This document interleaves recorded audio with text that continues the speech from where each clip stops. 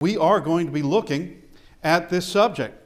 And the subject is, what about Christmas? It is a question because that is, the world is absolutely surrounded by everything Christmassy this time of year. And I do mean around the world. I have been to numerous foreign countries. Matter of fact, the largest Christmas tree I've ever seen in my life happened to be at a mall in Malaysia. All right, that's a Islamic country. That's a Muslim country. That was the largest tree I've ever seen. That thing was, several stories tall and massively wide. But so we have to ask the question, what about Christmas? And so we need to start off with principles. There are principles that have been set forth. We don't have any scripture concerning this is what you need to know about Christmas, just like there's a number of verses that wouldn't tell you this is what you need to know about this particular subject or that particular subject, but there are principles that are given. Now, some things are named right out. Our murder, adultery, lying, those things are named right out, but there are other things that are given by way of principle. And so we're just going to look at this principle that begins in 1 Corinthians chapter 8, and that is you have the freedom for certain actions. That those actions are not morally right, nor are they morally wrong. I guess you could say they are permitted and must be morally right, but they're not morally wrong. But that it doesn't matter if you do them or don't do them. You're not obligated one way or the other to keep from it. It is a freedom, such as, we just say eating lunch, all right? Eating lunch, you either can or don't. It doesn't matter. It doesn't matter in the least whether you are, if you eat lunch or don't eat lunch. There's nothing morally bound. You have the freedom to or the freedom not to. That it is there. Now, we do have certain freedoms of it, which are of certain actions. But if others believe that it's sinful, we need to consider them so that they don't stumble. All right? I understand that somebody can grumble. That's a difference from stumbling. All right? That's a big difference. You have the Pharisees and others that would grumble about something that Christ was doing, and He would show them that what they're concerned about is actually traditions of men and not the law of God. That they were in fact making their own laws, all right? But we do need to consider others so that they not stumble. If you believe an action is sinful, then you refrain. And we go back to our lunch example. If you truly believed eating lunch is sinful, it would be best that you don't eat lunch. All right, you don't want to go against your conscience. Now, you might want to strengthen your conscience a bit, might want to learn some things, but we're just going with this example. Now, we just look at this. That is someone who stumbles, they believe that you are in sin, they misunderstand what happens, they misinterpret what happens, or they simply have a weak faith in all this. And also, they could sin believing that your freedom is permission to take things further, of which we don't have freedom in. And I'll just give you an example. This is a real world example, an actual example. It's not me, but it's a man who told me about it. Man plays guitar, a bass guitar in a band. The band is to play in a bar.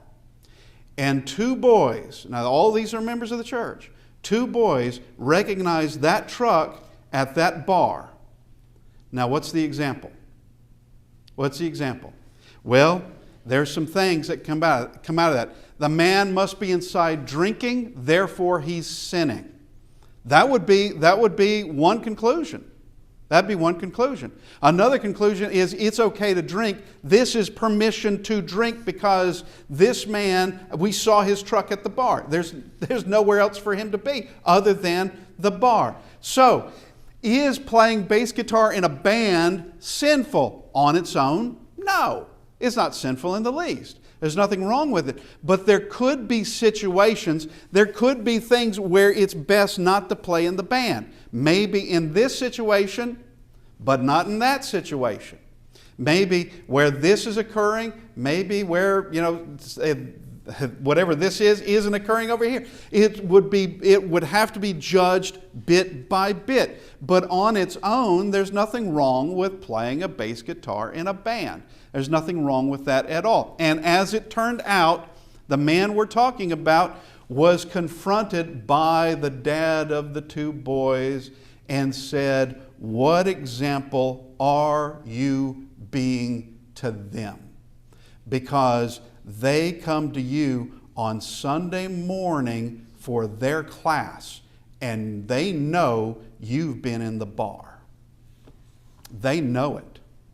And it was at that point that he realized, I can't be doing this anymore. That he continues to play guitar, but not in these situations. He looks for other things, and he never did it professionally, I don't think.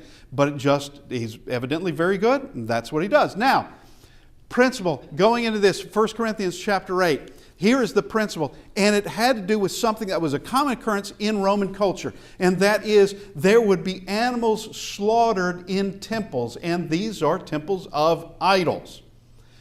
Zeus or Poseidon, Neptune or Athena or Bacchus, whoever it was, that they would sacrifice animals there. Then the meat from that sacrifice would be sold in the marketplace. Okay, it'd be sold outside the temple. The animal's been killed, sacrifices have been satisfied as far as, I guess, the priests or whomever are concerned. Now it goes on sale. And so there would be those who would have a different idea about all of this. Is it okay? One side would say, well, you're only eating meat. The other side would say, no, you're worshiping an idol, because in Roman culture and Greek culture, that's correct. You would be seen, by some anyway, as worshiping, as part of the worship of that idol. Now, we go here to the verses themselves. 1 Corinthians chapter 8 and verse 4. Therefore, concerning the eating of things offered to idols, we know, look at this, we know that an idol is nothing in the world. We know that. We know that an idol is nothing in the world, and that there is no other God but one. All right? This is what we know. This is what we know.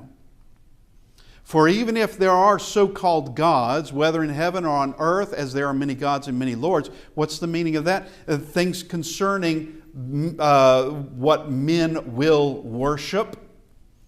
All right? It's not to say that Zeus is real, but he is worshipped as though he were.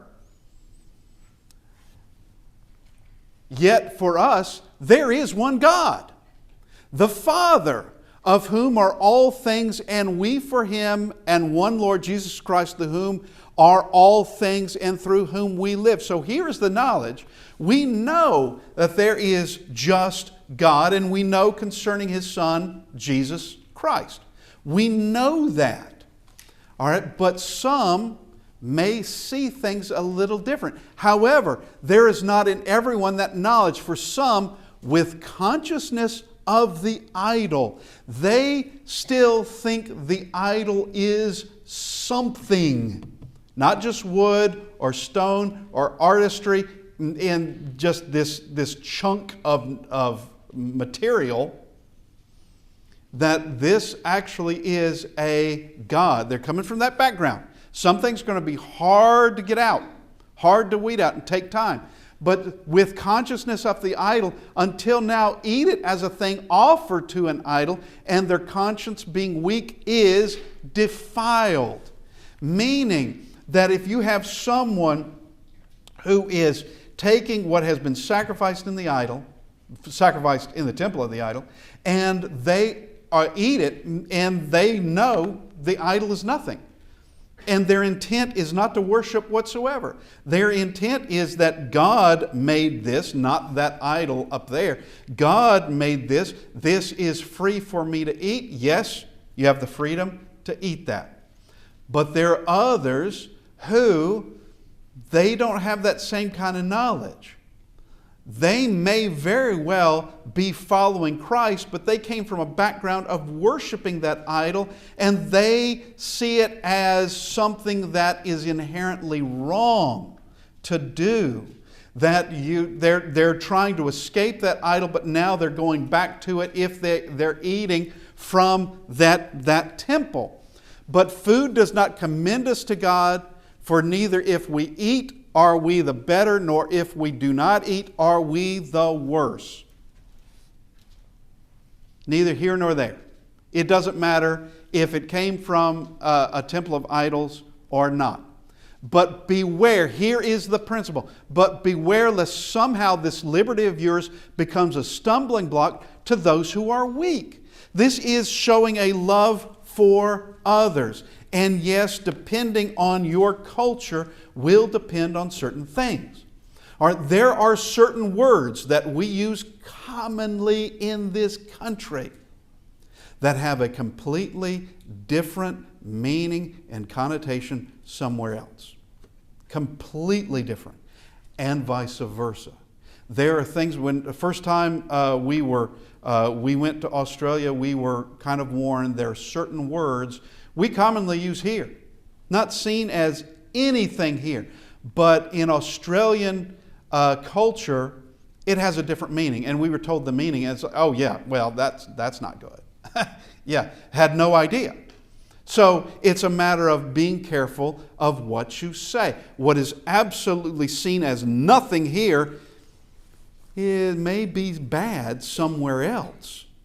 And you have to be aware of that. And some things can come around and you just didn't know. All right, but if you do know, you just need to be careful and have a love for others. You don't want them thinking that you are in fact worshiping some kind of idol and part of that worship. Nor do you want someone to think, wow, he's got one foul mouth. Well, there it is, but here it's not. Now, the conclusion of 1 Corinthians chapter, in all this, is verse 17. Therefore, if food makes my brother stumble, I will never eat meat, lest I make my brother stumble. There is the love that's to be present. That is the love that must be there. Now, here is also another principle, and that is your conscience. If you believe something is sinful, you need to refrain from it until you find out whether it is or not. If you believe something to be wrong, just don't act impulsively and do it because you think that, just because somebody else does it. You don't want to hurt your own conscience. Learn, and know the decision that you're making. Stop before you go any further. And however, we're just reading this again, there is not everyone with that knowledge. For some with consciousness of the idol until now eat it as a thing offered to an idol, and their conscience being weak is defiled. All right? That it is absolutely best for them to leave it alone. Absolutely best until they learn better. Until they learn, that has no meaning at all. None at all. So you have the weak in understanding that are having and we're talking about weak in faith, that they have certain understandings, certain thoughts, certain beliefs, that someone else, knowing that those beliefs aren't right. Those beliefs are not entirely educated, but for the sake of not wanting that other person to stumble, well, I don't have to eat. I don't have to eat from off of the temples at all. I don't have to do that whatsoever.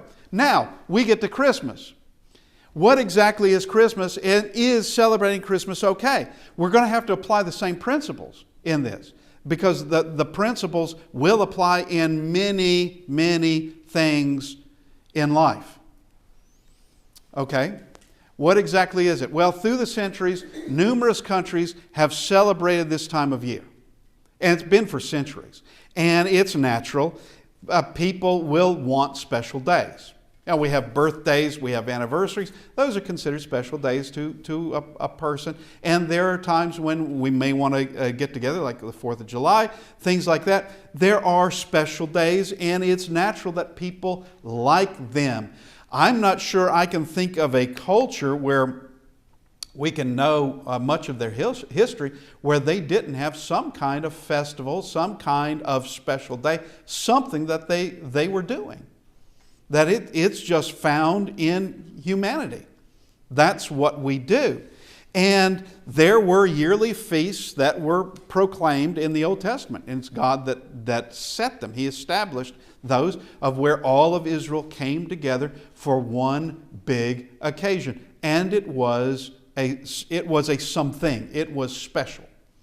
It was a special thing in all of it. Now, concerning this time of year, there's a couple of things that would make this time of year more likely, in the northern hemisphere anyway, more likely to have festivals. One is the winter solstice, which is the shortest day of the year. And it was kind of thought that, this is a thing of celebrating after the winter solstice, or on it, that now all the days are going to get gradually longer until we get to June 21st, somewhere around in there. All right, so this is a day to kind of, or time of year to kind of celebrate. Also, in the beginning of winter, all the harvest of the year are done, and there's plenty of food. And this is the time that for seriously slaughtering animals, because it's in the cold, you don't have to feed so many through the winter, and that their food would be plentiful. And the pace has been slowed. Wars, if there are any wars, those will be paused, such as in 2 Samuel 11:1. It happened in the spring of the year at the time when kings go out to battle. All right, if you're just continuing a war through the winter, as modern day wars are, you're going to lose a lot more men in the process. And they're not dying from the enemy, they're dying from the cold and its effects. All right, and so the ancients, they knew that, and so they'd pause these things. And also, farming is not as demanding this time of year until you get to the spring. It's just not as demanding. So it just means slower pace. It's a time to kind of celebrate. The year, as far as the harvest is concerned, is now over. Now, Christmas continues in all this, but it is this massive jumble. And I'm not going to go through all of this because it would just take too long. But it truly is a massive jumble coming from various places and religions, I might add. That it is Roman, and I do mean Roman Empire. It is parts are from Norse traditions, and I do mean Vikings, if you wanted to know. German, French, Dutch, Celts, Persian, Roman Catholicism, Eastern Orthodox, and, throw it all in, Druids. All right, it's a mix. It's actually a mess. And it's all in this jumble. And we start with the paganism of it. Okay. And we go to Rome and Persian, a Persian thing that was it's through the religion of Zoroastrianism, which is Persian. It made its way into the Roman Empire and into Rome itself. And so we have a couple of things that occurred during this time of year. Saturnalia, that was the worship of Saturn, and Juvenalia, that is December 25th as the birthday of Mithra, god of the sun. That's coming out of Zoroastrianism. Okay, all this plays a part. The Norse, you have Yule, and we have from that song Yuletide carols being sung by a choir. All right, Yule is Norse. And it is where logs are brought in by the men, and then they are burned. And as long as the logs remain burning, and it would be for days, there would be feasting. All right, and the whole idea of Yuletide carols, the Norse did not have carols. All right, the Vikings, pagan Norse did not have carols. Drinking songs, hero songs, love songs, no doubt, but carols, no. That's kind of been thrown in all of this. All right, Germany. Odin flies through the night judging who prospers and who perishes. All right, that's interesting. That is kind of a precursor, isn't it? Now, Roman Catholicism comes in and the emphasis is shifted. The emphasis from paganism now shifted as Roman Catholicism does. It kind of molds itself into the local culture, or taking in local culture, misconceptions, mythologies, all these various false ideas, and just embracing them and kind of reforming them into something else. That is how we can have countries with all sorts of gods and goddesses, and the names are just replaced by saints. The names are just replaced. Whereas one might worship or make sacrifices or prayers to a specific god for safe passage, now you have a saint that does that. All right? Roman Catholicism did that everywhere it went. So December 25th, instead of being the supposed birthday of the sun god, Mithra, it now becomes the birthday of Christ. While admitting at the same time the Bible gives no date. Bible gives no date whatsoever. So Christmas came from the Catholics of Christ's Mass. And then it kind of gets jumbled in English. But you also have the Eastern Orthodox and the Dutch, and this comes into bringing in just oddities, and that is St. Nicholas. He was a Greek living 270 to 343 AD. In Dutch, it's called Sinterklaas. And in English, we kind of twisted that around to come to Santa Claus. And this takes it into a more secular sort of idea. And all of this, the ideas of reindeer and North Pole and gifts and magically appearing and chimneys and all of that. All right, it's just this mix, this jumble. And it's like it keeps growing and growing and growing. But let's ask some questions. Is Christmas, December 25th, Christ's birthday? All right, the answer is not no. Or we will just say not likely, especially since what we've already heard read for us by Luke concerning this, that his birth had to have been in a warmer time of year. And yes, Judea does get cold in the winter. And that area gets cold in the winter. And there's actually, Jerusalem does get snow. So, is this likely, December 25th likely? The answer to that is no. Now this is Luke chapter 2 and verse 8. Now there were in the same country shepherds living out in the fields, keeping watch over the flock by night. All right, that did not occur from October till you get to the spring. All right, they brought all their sheep back home, and that's where everybody stayed. They wouldn't be out at the beginning of winter. They wouldn't be out when you're getting deeper into the fall. That they gather them all up, and they're not sleeping out in the fields. They take them into shelter, and they are sheltered till you get into the spring. So this would mean December 25th, which is the beginning of winter. Yeah, they wouldn't be out there.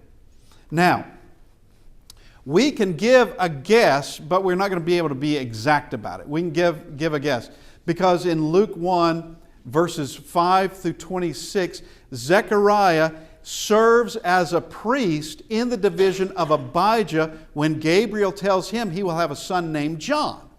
All right, we can actually go to 1 Chronicles and we can discover where that division of Abijah is, and with a Jewish calendar kind of figure out when that would be. And so Elizabeth is 6 months pregnant when Gabriel tells Mary she will bear Jesus. So it could very well, the quickest route is going from whenever he left being serving in the temple, Zechariah left serving in the temple, to Mary would be 6 months. I mean, that's at a minimum. It would be 6 months. And we can just go from there and to try to figure out what month could he have been born in, and neither one is even close to December. There's nothing close to there. So question 2, can Christmas be celebrated without regard for Catholicism or paganism or religious observances? And it comes down to your intent. If you intend to do it, yeah, you are. If it's not your intent, exactly like those that were eating meat off of the temples of the idols, if it was not their intent to worship those idols, they're not worshiping those idols. They're not doing it. But if it was their intent, well, yeah, they are. They are worshiping. It comes down to intent. You can't worship anything without some kind of intent to worship it. You cannot worship God without intent. I have personally been, and this isn't a bragging point, but I have personally been in Shinto shrines, Buddhist temples, Hindu temples, including the one in Lilburn, and I've been to cathedrals. And not a single time did I worship anything there. Because I went as a tourist with no designs, no intent on worshiping anything that was there. Appreciating the architecture or the weirdness of it, the stunning colors of the Hindu gods that are depicted, doing those things, but worshiping them, no. Not in the least. I wouldn't even know what they would expect out of me anyway. But no, the intent must be there. And someone who comes into this building on the first day of the week with everyone worshiping, if that person had no intent of worshiping, guess what? Without intent, they're not. They're not worshiping. Now, intent is imperative in every facet of worship. And I just use 1 Corinthians and 2 Corinthians in all this. You can go to many other places and see it. You can go to many other places. And whether it's singing, prayer, Lord's Supper, giving, sermon, every one of those is showing you there is intent. Something must be there that it is your intent to do that. Can you pray to God without the intent of praying to Him? As you're just repeating words? No, you can't. You can't. Like when I was in the first grade, before we went to lunch, our teacher in the first grade made us recite, not made us, I mean we did, but it was her thing, that we would repeat there from Matthew chapter 6, the model prayer, Our Lord who is in heaven. We would recite that. Did any of us necessarily, 6 years old, necessarily have the intent of doing anything other than reciting those words? I didn't. I seriously didn't. I'm just reciting the words. And yeah, it had some meaning, of course, but I'm just reciting the words because that's what we're supposed to do. I think that's probably the case with all the other 6-year-olds that happen to be there. Is just reciting the words, not thinking about what you're actually doing in it. But question 3, are we given mandatory observances and remembrances? And the answer to that is yes. We are to worship on the first day of the week. And here's a peculiar thing about the first day of the week, is that it comes every week. All right? There are people that you will see them at Christmas and you'll see them at Easter. as though that were the only mandatory times that you were to come and worship God. All right, it's every first day of the week. Every first day of the week. And in there, also every first day of the week is the Lord's Supper to remember Christ's death and His resurrection. We are declaring His resurrection in such an act. All of this actually is required from us. The other stuff we've been looking at outside of intent is just the world and tossing in various traditions, various things that most of them don't even go together. But question number 4, is observing Christmas also continuing pagan practices? Because it does have pagan beginnings. I do have a friend, he's a member of the church, he refuses to recognize Christmas as anything but pagan.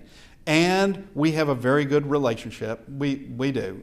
He has fun in doing it. He doesn't condemn me necessarily because I might have a Christmas tree. He doesn't condemn me whatsoever. But he will say, how did your pagan celebration go? And I'll say, it went fine. That all seemed well as far as I was concerned.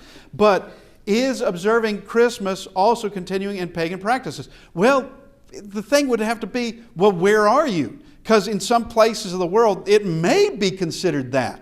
I don't know, but not here. At any rate, here, once again, there has to be the intent. You cannot worship, even in a pagan way, without the intent to worship. You cannot do that. Now, here are other days with a pagan background. Okay? We kind of see them a lot. Sunday. That's the god Sol. He's a Roman god. That honors him. Monday honors Mane, the moon god. That's Norse. Tuesday honors Tu, the god of war. That too is Norse. Wednesday honors Woden. That's the German name for Odin. Thursday honors Thor. That's Norse. Friday honors Frigg. That's German for Freya. That's also the wife of Odin or Woden. You have Saturday honors Saturn. That's Roman. And one can ask, because it's a good question, how did all this get mixed up? How is it that we have Roman and we have German, we have Norse? How did all this happen? Well, it's the English language. That's why. I'm just surprised we don't have any Celtic gods up here. Because in England, guess who visited England and wouldn't go away? You have the Saxons. They brought German. You have the Vikings, and they brought their ways. You also have the Normans that they brought in. That would be more Viking ways. And all of these are going to have its effect on the English language. It's going to do it. And there's more. Oh, and by the way, concerning Rome, Rome used to be. Now, they did have to go away. But Rome had occupied Britain, England, for quite a while. Now, we also have this. January honors Janus. That's a Roman god of beginnings. February is a Roman festival for purification. That's where we get that word. March honors Mars, Roman god of war. May honors Maya, Greek goddess of spring. June honors Juno, Roman queen of the gods. All right. Do you observe any of these days or months? Well, you do, but do you give honor to these things? Well, I hope you don't. Okay. That, to me, Tuesday is just Tuesday. And it follows Monday and is before you get to Wednesday. That's it. But there are other names we can, with Catholic backgrounds, that, because one can say, okay, what about Catholicism? Catholicism is running rampant in all this. Well, we have Catholic names that have been designated common. St. Louis, Missouri, San Francisco, California, St. Augustine, Florida, San Diego, California, St. Petersburg, Florida, and also Russia, St. Lawrence River in Canada. All right? Do I think that King Louis IX of France was a saint? No, I don't. I don't know much about him, but I doubt he was. But I can tell you right now that someone like St. Francis of Assisi, a monk, nope, he's not a saint. Yet, we don't say, I'm going to Lewis, Missouri. You wouldn't even know what I was talking about. Where's you mean St. Louis? Well, yes, yeah, but I don't want to say that. Well, it's a place name. It's common. But you're not giving any kind of credence at all that King Louis the Ninth is anything at all other than he was the King of France. That's it. Now, questions to ask in this situation, the situation that is Christmas. Things to ask. Would anyone in the world think I am Catholic by being with my family on Christmas Day? Just ask that question. And you know, I don't know. Is it possible? Would anyone in the world think I'm a pagan by giving gifts on Christmas? Well, where are you? Maybe, maybe not. Would anyone in the world think I'm an idolater by having a Christmas tree? Well, maybe, maybe not. Would anyone stumble by this example? Well, if any of these questions is answered with a yes, then the situation changes. It changes. And I must change something, and it may include teaching. Yeah, just here recently, having a conversation, and it was someone's neighbor who was informed that Christmas was not the birthday of Christ, and the neighbor was absolutely incredulous. That is, did not believe that at all. Of course, he was born on Christmas Day, because all the songs say he was. And informed that the Bible does not say that, and the neighbor said, of course the Bible says that. Well, no, his actual birthday, where it fits in the year, is not there. There may need to be some teaching that's included, or perhaps scaling back or stopping it altogether. It depends on the situation. It depends on the situation. But if the answer to all of this is no, then there is, and you have no intent on continuing pagan practices by worshiping whatever it happens to be, or Zoroaster, or any of it's Mithra, any of those things, then it is a freedom. What you have is in fact a freedom. And we go back to this. Therefore, concerning the eating of things offered to idols, we know that an idol is nothing in the world, and that there is no other God but one.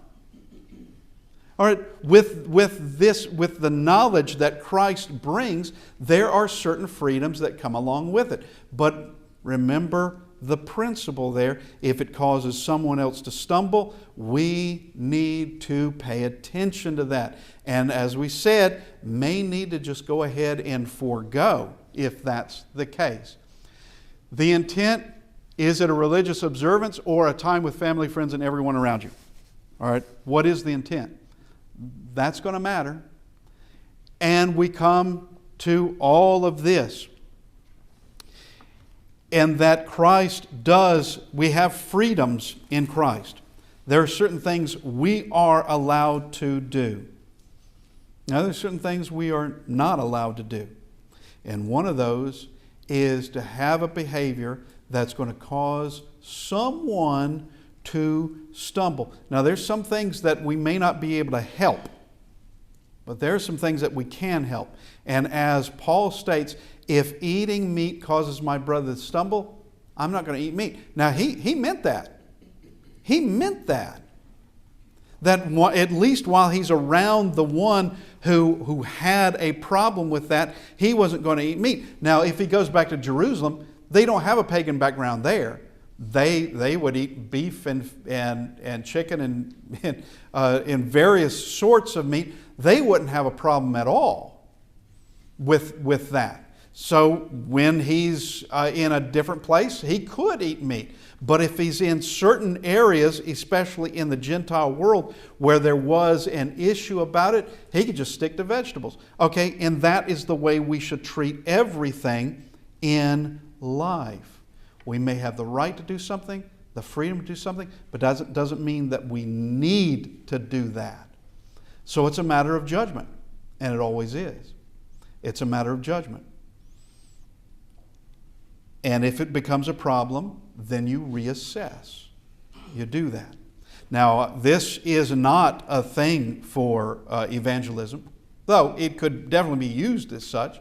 And I most certainly do not mind people this time of year, at least on the edges, thinking concerning Christ. I don't mind that at all, because it means at least there's one time of the year where they are thinking about that. That's kind of nice, when for the most part people don't.